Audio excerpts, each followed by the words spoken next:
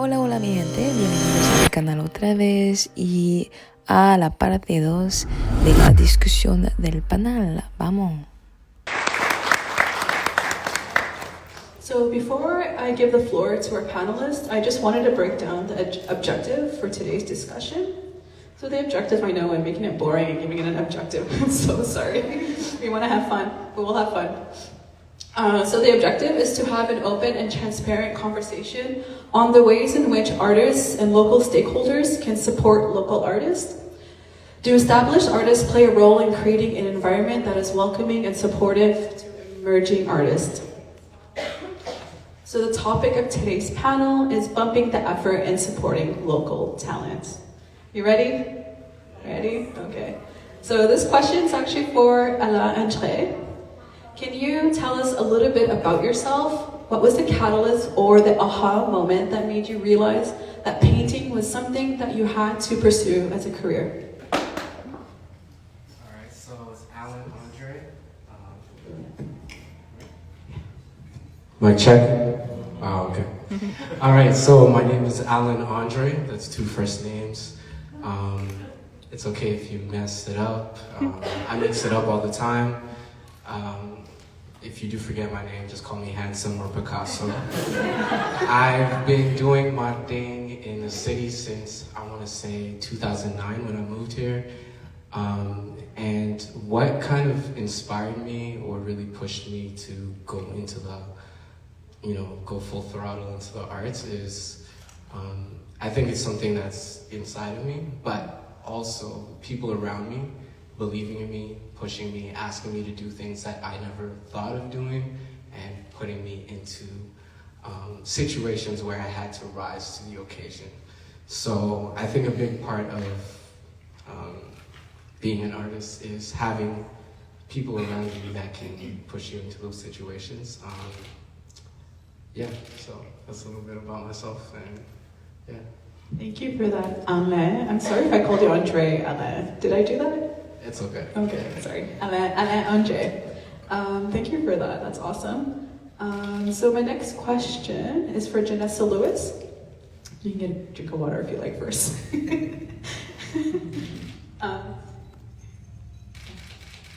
Can you tell us, it's going to be the same question for everybody at the beginning, so, no deja vu. Can you tell us a little bit about yourself? What was the catalyst or the aha moment that made you realize that acting, comedy was something that you had to pursue as a career?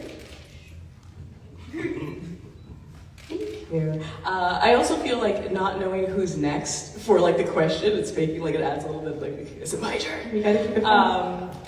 I have always been a clown from day one.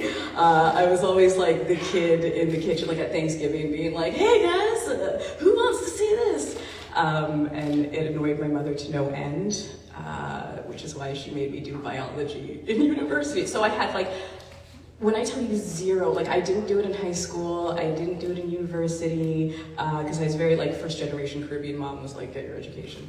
And it wasn't until about 2016 that I discovered like improv, stand-up, and I was able to do that just in like basements of pubs and bars and things like that. And when the pandemic hit, I was like, well, no one can see me because all of these venues are closed. So a really good friend of mine had a friend who was an agent, and he said, go sign up with her. So I did, and I have had no like film or TV experience whatsoever. I remember my first audition, I read it like on the piece of paper, and my agent had to be like, you have to memorize that before you send it, and I was like, great. So then like 4 months later, like I got like Hallmark movies and like Oprah Winfrey, like it was been absolutely insane. So I think I'm slowly realizing that this is a gift, or like something that I'm good at. And yeah, did that answer the question? I did, thank you so much. Okay, great. Okay, so next, so just playing Russian roulette with who's next. I guess it's Ludmila Reyes. It's you. Come on down to the podium. No. Can you tell us a little bit about yourself? What was the catalyst moment or the aha moment that made you realize that filmmaking was something that you had to pursue as a career? It was 1991, no, but yes, I am from 91. I think I've always been very curious with any type of art, so I would just grab anything, arts and crafts, pans and pots, and the clown of the family and everything. But I grew up in an area that had nothing except VHSs. I'm not that old, but I think we get that. So I really only had access to film through TV and VHS and booking, all of that. So I wanted to be a filmmaker first. But then I started to have access to the theater, and then I actually had about 10 years of just theater. I still do theater now. But always trying to figure out who I want to be as a filmmaker and doing small little projects. So I don't think there was an aha moment. I think there was a moment when I decided you know what, I think this could be a profession, I'll give it a shot. My family freaked out and then supported, and then freaked out and then supported. And I've been trying since then, actually. just keep going. But if I look back, and sometimes I look back, it's just I would write something when I was 3, or just so many unfinished, first paragraphs of a story, or, photos of me dancing something. So it's it was so interesting. We briefly spoke about my label for this panel was multidisciplinary, because I really can't be anything else. I just play with all sorts of things. So I don't even know myself outside of being an artist. It's kind of, and what is art? A lot of different things. So yeah, it's kind of. Thank you for that. I'm getting the sense that it's just natural. Everyone's just been born and they don't know what they're doing. They're just swimming into where they're going. And yeah, I like this. Okay, who's next? Maurice Moore. Same question. Can you tell us a little bit about yourself? What was the catalyst or the aha moment that made you realize that creating music was something you had to pursue as a career? Well, I wouldn't say I was born naturally gifted at singing or producing or anything of that nature, but from as early as I can remember, I was grabbing the little plastic microphone and singing songs in the living room with my family and stuff like that. So I've always had the passion for it, and my family was playing everything around the house, from Shania Twain to Jay-Z to Kirk Franklin and Brandy. So it was a really eclectic household, and I'm a multi-ethnic child. I have Nigerian on my dad's side and Cuban, and then I have Native American and Irish on my mom's side. So I was exposed to a lot of different things, and I think I knew that I wanted to be involved in music somehow because of how music made me feel growing up. And all my sisters, I'm a family of 9, so there's 9 of us, and 5 of them are sisters, and they're all crazy singers.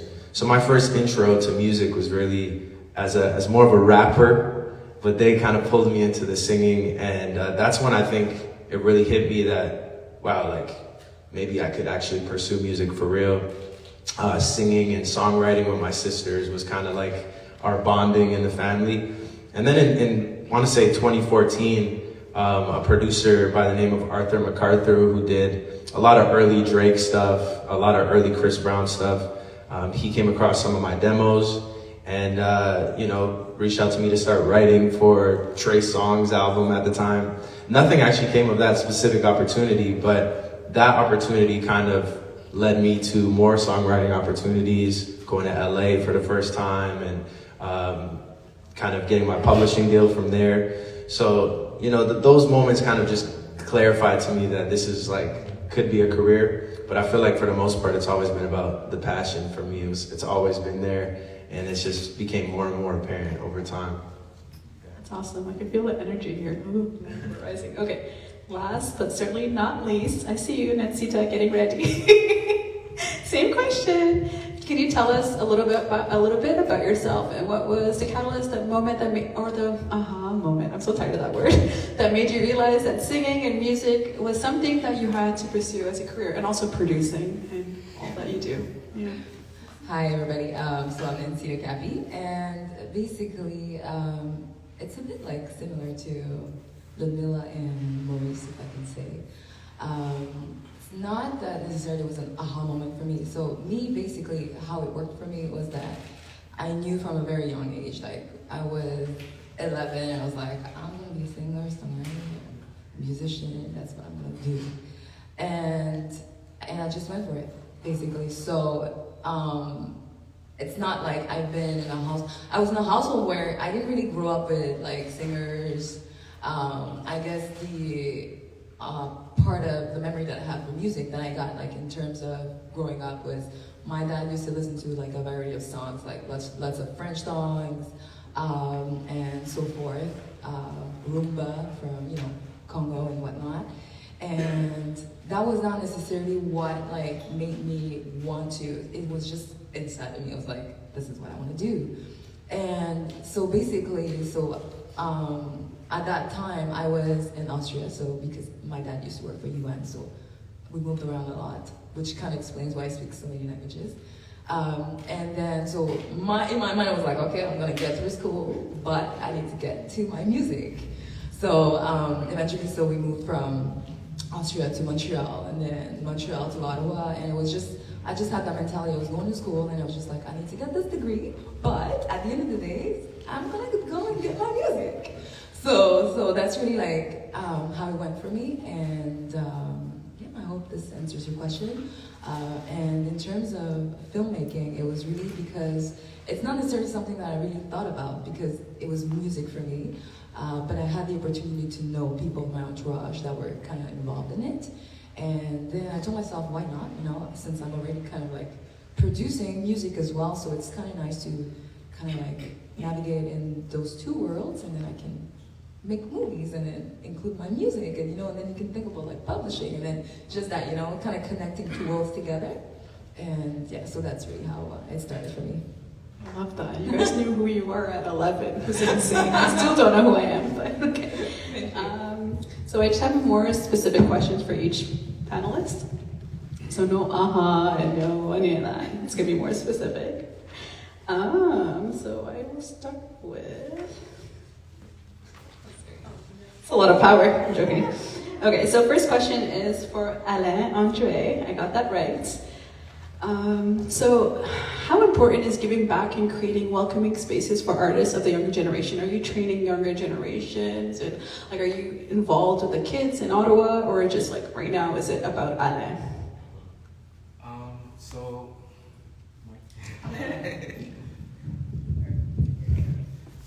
Mic check. All right. So as an artist, I think it's very important for you to have mentors and also to be a mentor. So having a mentor, I feel kind of like humbles you, and also it helps you just propel your career in the right direction, because you can avoid making a lot of mistakes because somebody's already done that work, and you don't have to start at the bottom of the ladder.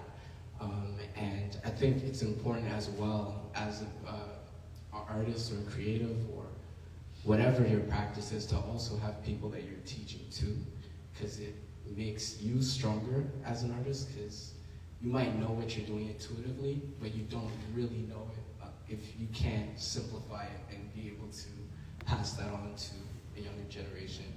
And it also helps with your ego, because it's not always about you, right? And a lot of times creative might be thinking about themselves, how to perceive my work and this, and it gets very heavy. But when you're able to impart that gift to somebody else and see them grow, I think it's very fulfilling. And it humbles you, because it reminds you of where you were at a certain point. And as an artist, I have been doing workshops. Anybody who reaches out to me, I'm always like more than glad to pour out whatever wealth of information I have.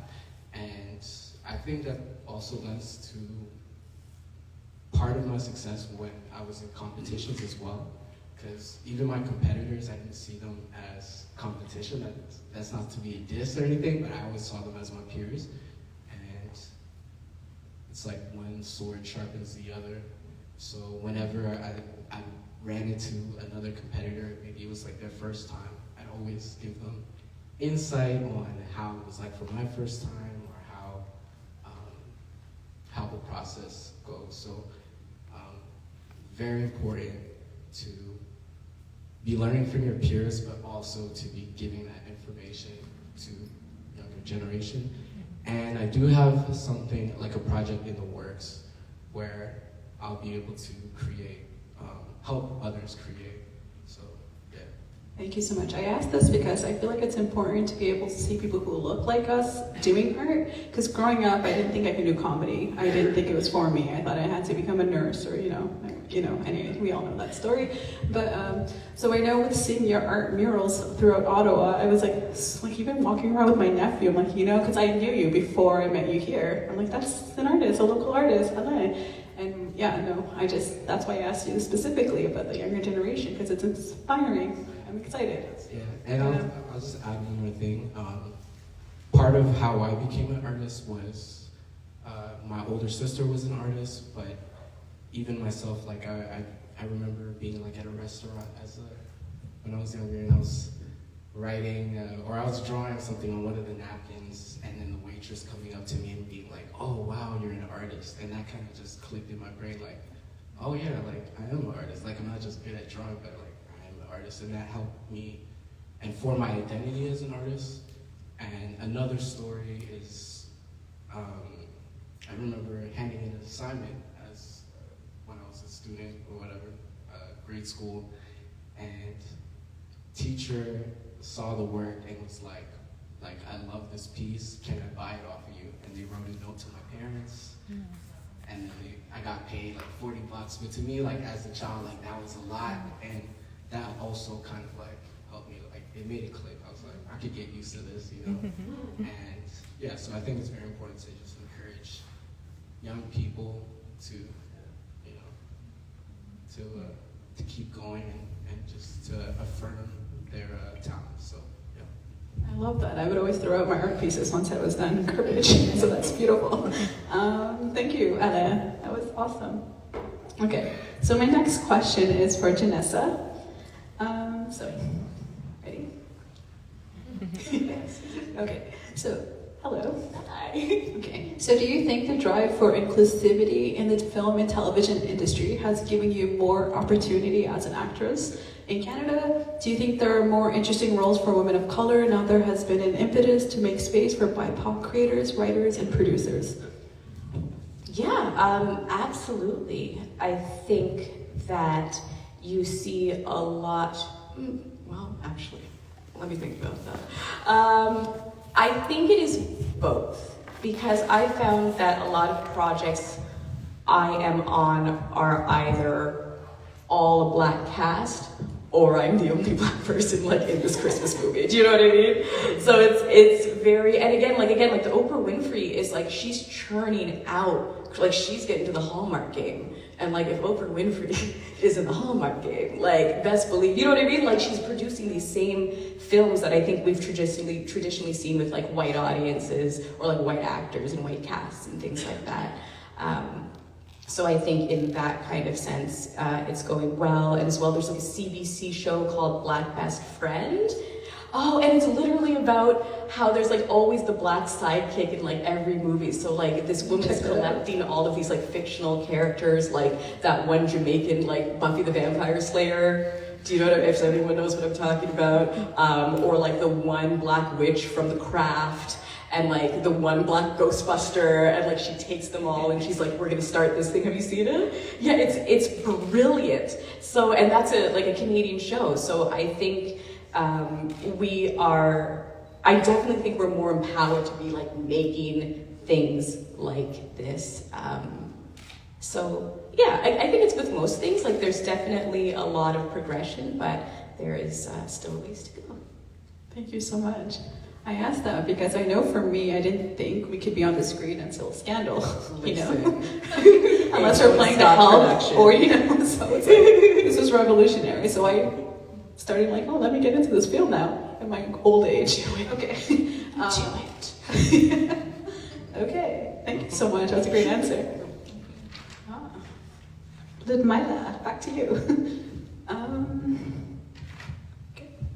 As someone who has immigrated to Canada from Brazil, do you think there is a viable and inclusive film and TV industry in Canada for newcomers?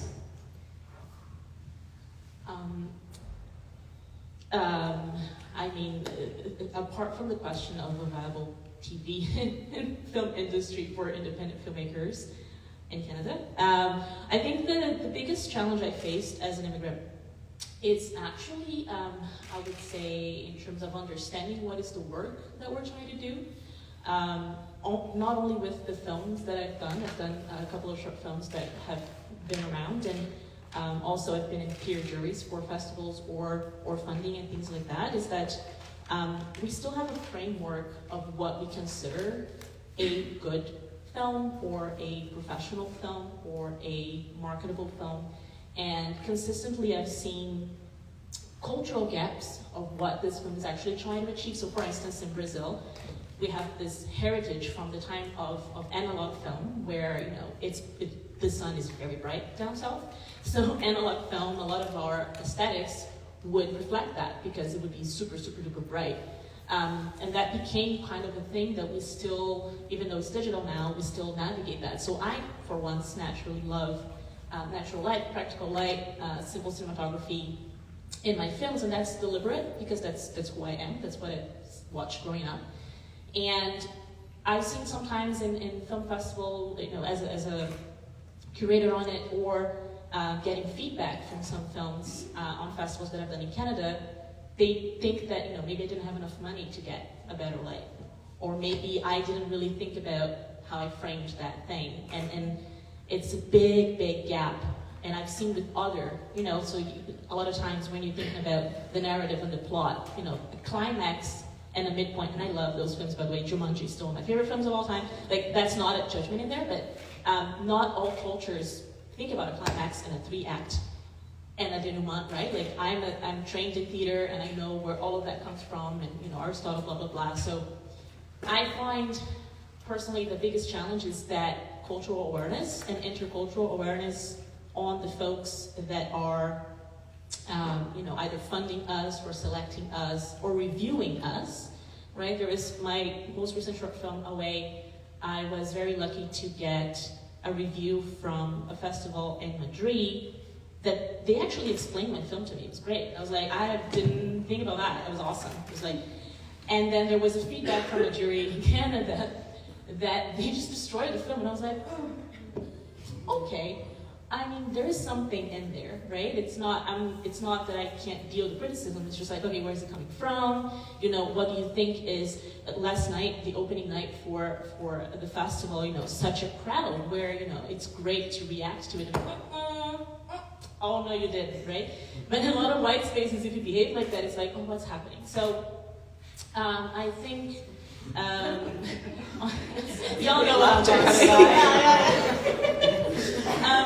So I think there are double gaps for folks of marginalized folks or racialized folks, is that there is a discussion now right after the Oscars and all the Canadians and Canadian content is that a Canadian win, and Sarah Polley and Brendan Fraser and Avatar. There's all of that discussion about viability for filmmaking in Canada. That's one thing. But then when you have someone from a culture that's different than the mainstream, there is also that I've seen from those two sides, because I've been lucky enough to be, on the side of selecting and funding, and on the side of being selected and being funded. And I'm like, there's something here that I don't hear us talking about enough. And it's kind of complicated sometimes, I've noticed too, to be the only person being like, are you sure they didn't have money? Do you know anything about that? Like, it's a choice, like it's an aesthetic choice, it's a language, is a thing, it's their language. Do we know, how do we think about that? How do we incorporate that? And how do we incorporate that without just making, black all of it, or hiring one black person? So I think those are the questions. I don't have an answer clear to that, but those are the thoughts that I do think about that a lot. My friends and I have been talking about it for 5 hours, but I think those are the questions, the follow-up questions to that question. No, thank you so much. I've learned so much, and now I'm not going to be judgmental when I watch movies. I'm going to, I'm not judgmental. I'm just honest. Okay. Who's next? Nancita. So your question is, what were the conditions needed for you to start your music career? Did you face many barriers breaking into the music producing world here in Canada?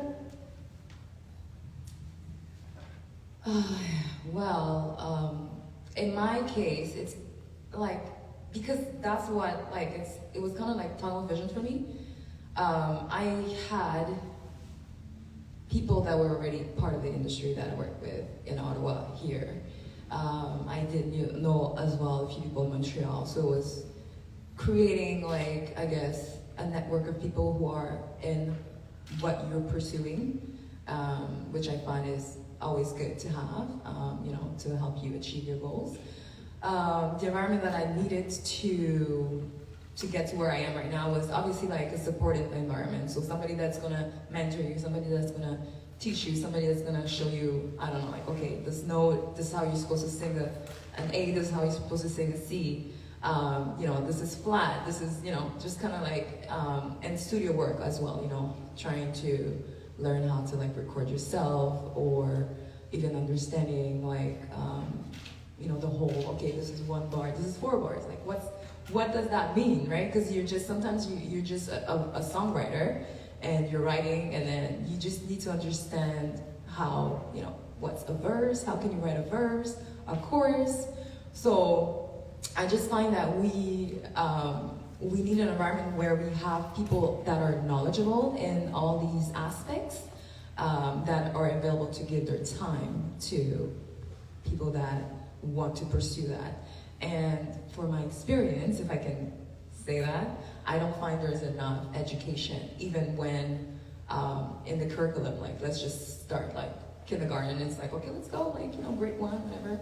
Music, I was just talking to my friend that came yesterday to the opening, and I was just like, I don't remember like them teaching us how to play flute. It was just like, oh, this is music, let's go, like play this. Okay, so I just find sometimes it's good to have the basics, where it's like, okay, let's have a theory of what music is from the get-go, up until somebody's able to pick and choose if they want to pursue that career. Because I find that sometimes, maybe not now, but people would not necessarily consider being a musician as a career because of the fact that sometimes, it's not, I don't find that there's enough support for that, even growing up, like, because it's just, okay, music, okay, next, arts, science, everything's covered, but I just find that the fundamentals are not really there to kind of explain to children, okay, this is what music is.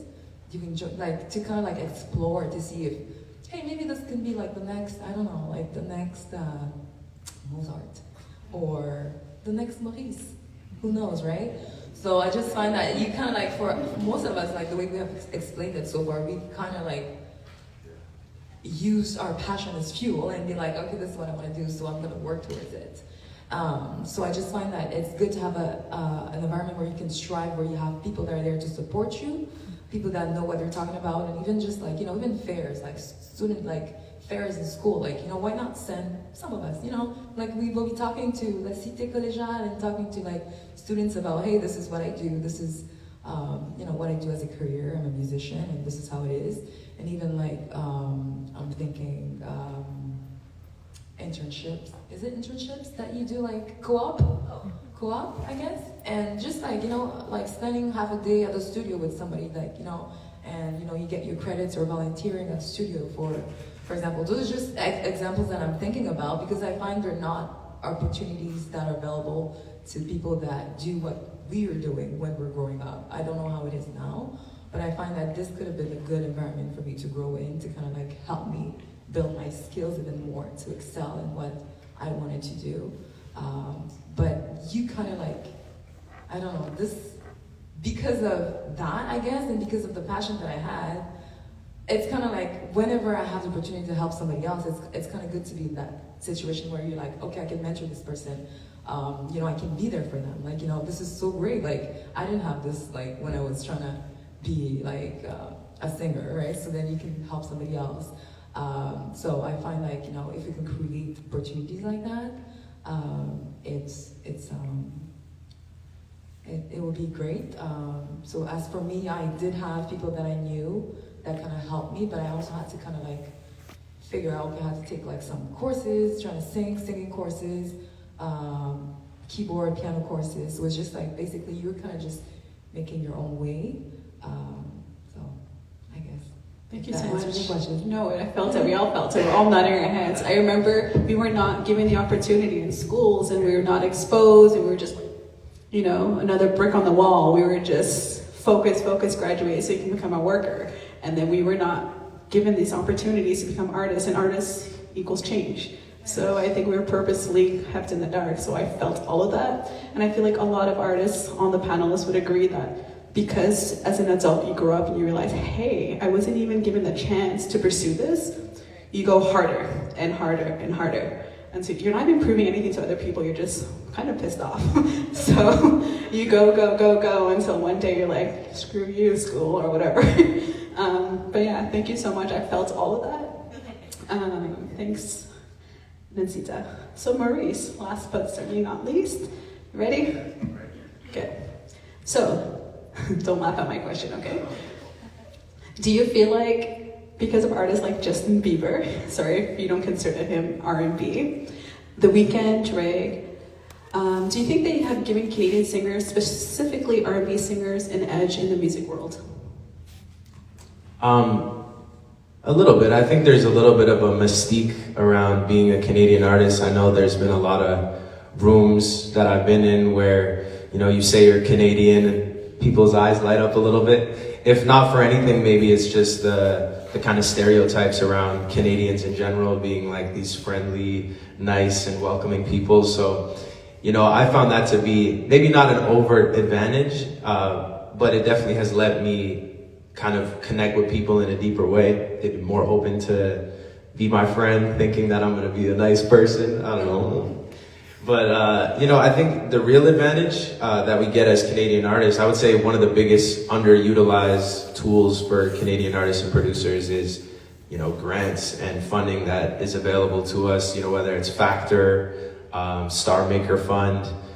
There's tons of funding opportunities for Canadian artists, and me personally, I've used that to kind of build my career. And I know so many artists that simply just don't take advantage or don't know that it even exists. And it's from every level, from, you know, the grassroots, just starting out artists, all the way to fully developed artists, like The Weeknd uses Factor grants, you know? So these are things that I think is definitely an advantage, because in the US, you know, that's something artists always struggle with funding. I think obviously here too, but not because it's not available, just because people simply maybe don't know or they're not taking advantage of it. So I don't think there's an overt advantage to being Canadian, but there's definitely a lot of tools and resources that we have here that I think other places don't have, and we should be making the most out of it, for sure. I love that answer.